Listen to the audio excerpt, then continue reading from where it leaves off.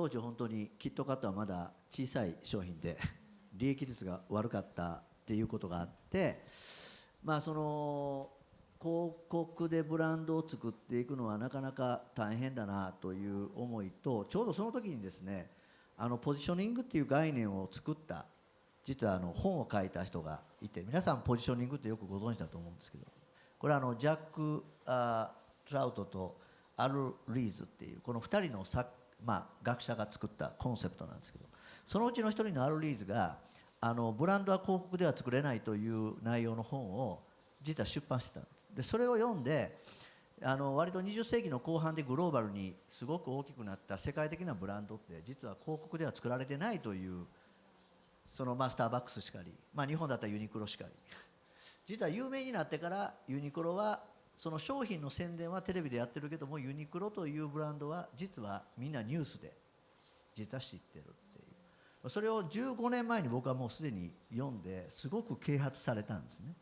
それで一遍ちょっとチャレンジングなんだけども、今儲かってないので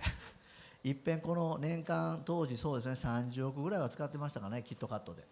それを一遍ゼロにして、その代わりに何をやるかで、その一つのアイデアが、ブランドにニュースを作って、ブランド価値を作るっていうので受験キャンペーンが大成功するわけです。その話がなかったら多分生まれてきていない。でもう一つが実はこの僕ら社内的にはコンセプトシネマと呼んだんですけど、このショートムービーをその広告の代わりにツールとして使えないだろうかと、その理由からですね。グローバルという話になった時、もちろんコンテンツの力というものが一番大事だと思います。でそのコンテンツの力が大事なんですけれども、その一方でそれをどのような形でその世界中の人々に伝えていくか、それもいわゆるコストということをいろいろ考えながら大きく伝えていくということが重要なことの一つだと思います。YouTube、今回そのジュード・ローさんの作品も YouTube を使っていただいて非常に嬉しく思っておりますけれども、今世界88カ国のローカルバージョンを提供し、多くの方々にYouTube というのを見ていただける環境ができています。さらにですね、最近やはり大きなことでいうと、やはりモバイルの視聴ですよねが非常に多くなっていると、6割以上の方々がモバイルで動画を見るという状況が来ていると。でもう一つ多くの方々に見ていただくときに、このいわゆる字幕というのも非常に重要なんですね。先ほどの作品でも7つの言語での字幕をつけていただいて非常に嬉しく思っていますけれども、そういうその言葉を超えるそういうプラットフォームを使うというのも一つ大事なことかと思いますね。伺うと本当にテレビのコマーシャルと随分違うポイントが出てくるなということなんですが、In a lot of advertising shows, we call it the branded content or branded entertainment. So I guess, as you just look at the name itself, you already understand what people want to get out of it. Definitely has to be entertaining, like, all the videos all the shots that we have seen here, every piece of work really engage people, people want to finish it. So this is very important. And sometimes it's not necessarily have to be entertainment, because nowadays, people go online or go to the mobile to get information, to read news, to acquaint with friends. So I think that these are also very important elements that the global marketeers can, leverage. なるほど。やっぱり別所さんを伺ってると、これまでねショートこの映画の世界とまた全然違った新しいものですよね。ブランデッドショートというのはまさに企業が考える伝えたいストーリー、これ実は僕がハリウッド映画でデビューした時にも現地のプロデューサーに言われたのは、日本っていうのは企業の作るプロダクトは素晴らしいんだけど、そのプロダクトやサービスの背後にある物語が聞こえてこないとよく言われました。でそのストーリーテリングっていうものが非常に、ブランドっていうのは必ずストーリーがあって、そのストーリーをどういうふうに私たちクリエイティブサイドが一緒になって驚きや共感のあるものにしていけるのか、これは大変重要なクリエイターサイドのプロフェッショナリズムなんじゃないかなと思うようになっています。なるほど。日本ではもうまさに今すごく盛り上がってきているという感じなんですが。Yes, definitely. The more active players in terms of producing this global content are brands that have appeal globally. Because they have consumers that they want to build relationship all over the world. So channel like YouTube, definitely, will be a very smart way, to place their content. And as a matter of fact, nowadays a lot of, global brands, when they are working on, these contents, they don't necessarily work through the agency. Sometimes they work directly, with the production house. By doing that, of course, the good thing is, there's a direct communication, but at the same time, I guess the marketer has to make sure his production partners understand his brands. 野木さんもその海外の状況って詳しいと思うんですけども、今どういう感じですか？ブランデッドムービーが発展していく上では、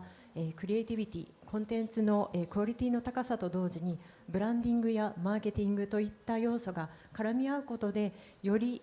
品質の高い、さらにはブランドを所有する企業側の目的や意図を叶えてくれるようなブランデッドムービーが多く誕生していくのではないかと感じました。To us, the key word is the word branded. So what do we really mean when we say branded? What we are looking for? Branded, actually what we are trying to do is to build the relationship between the brand and the people that they want to appeal to. So that's why, branded. And what we're looking for is looking for authenticity and relevancy. Sometimes you see a great, branded content or unbranded content, you enjoy it very much, but if at the end of the day you don't know which brand is doing it or what to do with the brand, then actually it is a waste of time and waste of money for the marketeer. So we really have to have the relevancy, in the film. What do we mean by authenticity? Authenticity is nothing pushy, nothing forced. Always natural, always engaging and entertaining. People would love to finish your film, not being offended by, all of a sudden your brand appear, all of a sudden your product appear. コンテンツを多くの人に見ていただくためには、いろいろなさまざまな手法があると思うんですけれども、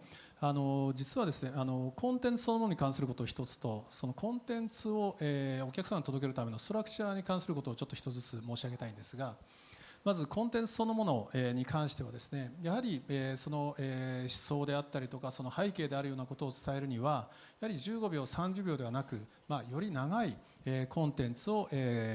ご提供することでユーザーにそれを理解してもらえるということが増えていくと思います。手法はバーチャルリアリティであったり360であったりとかいろんなことあるかもしれませんけれども、大事なのはそうしたメッセージをもう一つですね、継続してユーザーの方々に伝えていくということだと思います。一回こっきりではなくそれをいかに継続するか、その意味で継続するためのストラクチャーとして今ここにちょっと3つ出させていただいているんですが、これ今Google が考えて YouTube が考えています3つの大きなストラクチャーです。まず1つ目がいわゆるヒーローコンテンツと言われるものですね。まさに Life is がそうであったように、ジュード・ローさんの作品もそうであったように、